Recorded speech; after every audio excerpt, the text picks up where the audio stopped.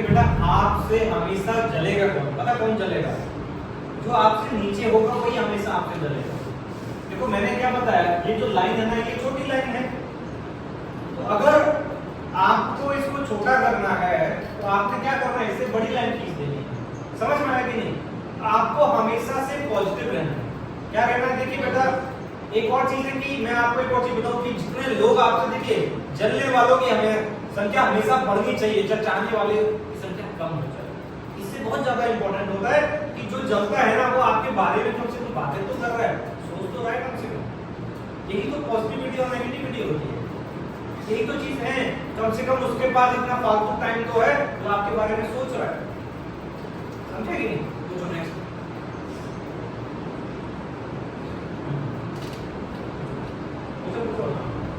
अरे पूछो, इतना टाइम बोलो। अगर हम डिप्रेशन में हो तो हमें क्या करना है?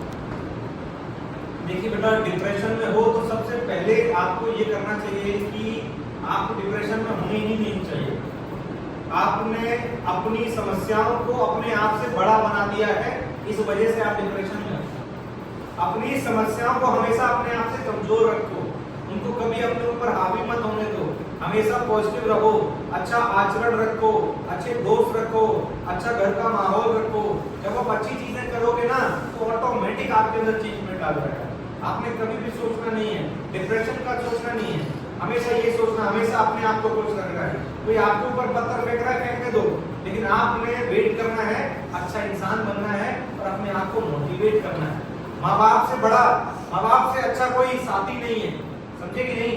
माँ बाप से अच्छा कोई साथी नहीं है। हमेशा अपने माँ बाप से बात करो, चाहे कोई लड़का हो या लड़की हो, कोई भी हो, अपने माँ बाप से बात करो, उन्हें अपने दिल का दुख बताओ कि माँ पापा ये प्रॉब्लम है, ऐसा प्रॉब्लम है, वो आपको तुरंत सॉर्ट आउट कर देंगे। समझ में आया? इतना डिप्रेशन में नहीं रहना जिंदगी में। चलो बेटा, जैसे कि कोई है सर वो हमसे डिसरिस्पेक्टफुली बात करता है, हाँ। सर हमें उसका क्या करना चाहिए? बेटा अगर हम किसी की तरफ एक उंगली कर रहे हैं तो 4 उंगली तो उसकी तरफ है ना। आपसे इधर देखिए, मेरे एक गुरु थे, उन्होंने मुझे एक बात बताया कि अगर आपसे कोई गलत बात कर रहा है तो वो अपने शब्दों का विचार, अपने शब्दों का उच्चारण गलत कर रहा है। आपके ऊपर तो कोई फर्क नहीं पड़ रहा ना, वो अपने आप को ही गलत दिखा रहा है। समझे कि नहीं? तो आपने कुछ नहीं करना चाहिए, आपने बस अपना काम करना चाहिए और आगे बढ़ना चाहिए। समझे कि नहीं? फिर आपने कहावत सुनी है ना कि बोया बीज बबूल का तो आंख कहां से लाऊं। तो जो जैसा करेगा है, मैंने क्या बोला कि दुखिया को ना सताइए, दुखिया देगा रोए, और जिस दिन दुखिया के मुखिया सुने तो तेरी गति क्या।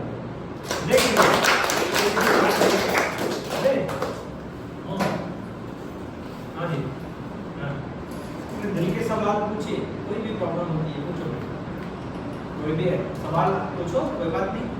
सर टाइम कैसे मैनेज करें? टाइम कैसे मैनेज करें? देखिए बेटा, हमारे इधर देखिए, एक सफल आदमी के पास भी 24 आवर्स होते हैं और एक असफल आदमी के पास भी 24 आवर्स होते हैं। यू हैव टू, देखिए 2 तरह के लोग होते हैं, एक होता है मेंटली स्ट्रांग, एक होता है मेंटली वीक। मैंने बोला एक होता है किंग मेंटालिटी और एक होता है स्लेव मेंटालिटी। तो आपने ये चीज देखना है कि आपकी किंग मेंटालिटी है या फिर आपकी स्लेव मेंटालिटी है। तो जो इंसान अपने काम को टाइम से करता है, पंक्चुअल होकर करता है, यानी कि आपने अपने, इधर देखिए मैंने आपको 21 और 90 डेज का रूल बताया।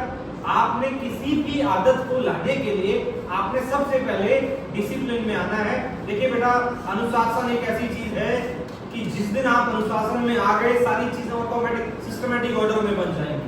समझ में आएगी नहीं? तो आपने अपना टाइम, एक और चीज मैं आपको बताऊंगा कि आप करते क्या हो कि बेटा आप एक ही दिन में डिसिप्लिन में आना चाहते हैं, तो एक दिन में कोई भी नहीं आता। अगर आप सुबह 4 बजे, आप सुबह 6 बजे उठते हो तो कोशिश करो कि उससे पहले 10 मिनट पहले उठ जाओ, फिर दूसरे दिन 10 मिनट पहले उठ जाओ। ऐसे डिसिप्लिन जो होता है एक दिन का नहीं होता, इसलिए टाइम टेबल एक दिन में फॉलो नहीं होता। अगर आप क्या कि डेली पढ़ाई कर रहे हो, डेली कुछ चीजें कर रहे हो, आप एक दिन में कुछ नहीं कर पाएंगे।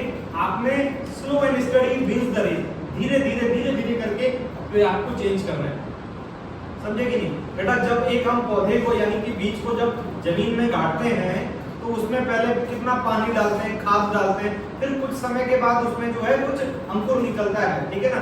फिर धीरे धीरे करके वो पौधा बड़ा होता है और धीरे धीरे करके फिर कुछ टाइम बाद फिर वो फल देता है। इसी तरह से आपका टाइम टेबल है। आपने जो मैनेज करना है, अपने आप को स्ट्रॉन्ग बनाना है। You should be mentally strong कि मन के हारे हार और मन के जीते जीत, मान लिया तो हार है और ठान लिया तो जीत।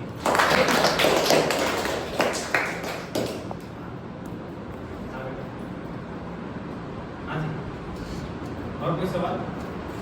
लास्ट क्लास में आपने कहा 100 और 70 और 85 वाला समझाएंगे। ओके, समझा नहीं था मैंने।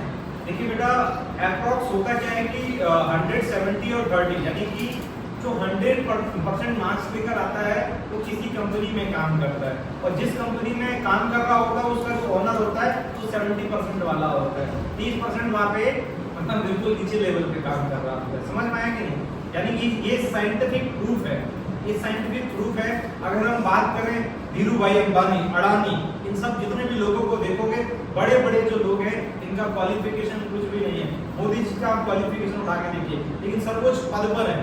आप देख रहे हो ना कितनी बड़ी बात है, यानी कि कितना बीच में लोग होंगे, कितने एमपी एमएलए के बच्चे होंगे, उन सबको बीट कर एक आदमी आगे बढ़ता है, तो एक बहुत बड़ी बात होती है। आपको समझ में आया कि नहीं? Yes. तो ये सब चीजें होती हैं। मैं एक ही चीज बोलता हूँ, आपने ये नहीं देखना है कि टॉपर कौन है, हम ही होंगे, समझे कि नहीं? किसी ने कहा कि जीत बहुत खूबसूरत सी होती है, और अगर इतनी ही खूबसूरत है तो मेरी क्यों नहीं, मेरी क्यों नहीं? और दूसरा चीज है कि आज गरीब का बच्चा गरीब नहीं, गरीब का भी राजा का राजा नहीं बनेगा। हाँ? राजा का राजा नहीं बनेगा और गरीब का गरीब भी नहीं। आप में दम है, इधर देखिए, आपके अंदर खुद में दम है, इधर देखिए।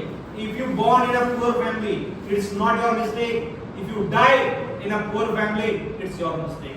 देखिए नहीं कि अगर आपका जन्म अगर गरीब घर में हुआ है आपकी कोई गलती नहीं है, लेकिन अगर आप गरीब होकर मर गए तो आपकी गलती है। इसलिए आपने आपको मेंटली स्ट्रॉन्ग, इधर देखिए, अपनी समस्या को ये मत बताओ कि आप कितने कमजोर हो, अपने आप को ये बताओ कि आप कितने स्ट्रॉन्ग हो।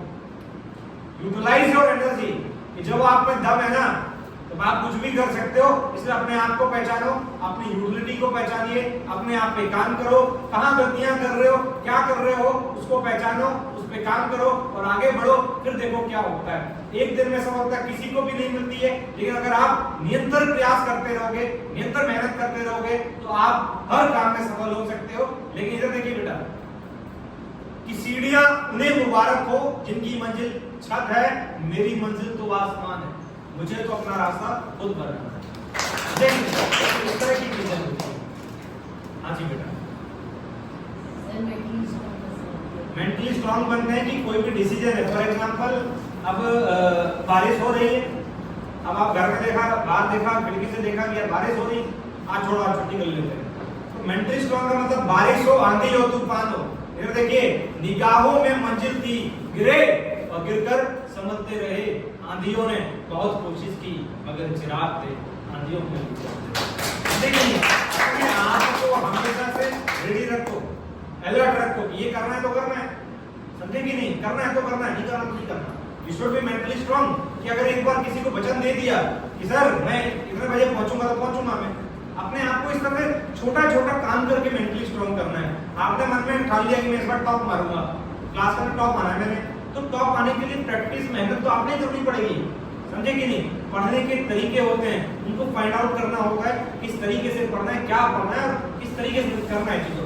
आप धीरे धीरे करके इधर एक और चीज देखिए क्या बेटा, मेंटली स्ट्रॉन्ग जो बच्चा बनता है वो शुरुआत से ही बन जाता है। शुरुआत से, जैसे घर का माहौल बहुत बड़ा मेंटली स्ट्रॉन्ग बनाने को होता है। घर के अंदर अगर आप छोटे हो, आप कहीं बाहर नहीं जाने दे रहे हैं, तो आप मेंटली वीक बन जाओगे। यानी यू शुड बी स्ट्रॉन्ग। अपने आप आइए, जैसे अपने आप ट्यूशन पढ़ने के लिए आइए, ये नहीं कि मम्मी छोड़ने आ रही है, पापा लेने आ रहे हैं, तो आप मेंटली स्ट्रॉन्ग थोड़ा ना हो, तो आप मेंटली वीक हो, क्योंकि आप में अभी तक इतनी एबिलिटी नहीं आई घर स्वयं पहुंच पाओ या टाइम पे पहुंच पाओ या कुछ ऐसा कर पाओ। You should be mentally strong, समझे कि नहीं? तब आप अपने लाइफ में कुछ भी अच्छा कर पाएंगे। समझ में आया कि नहीं? तो छोटी छोटी चीजें। चलिए बेटा, थैंक यू सो मच। जय हिंद।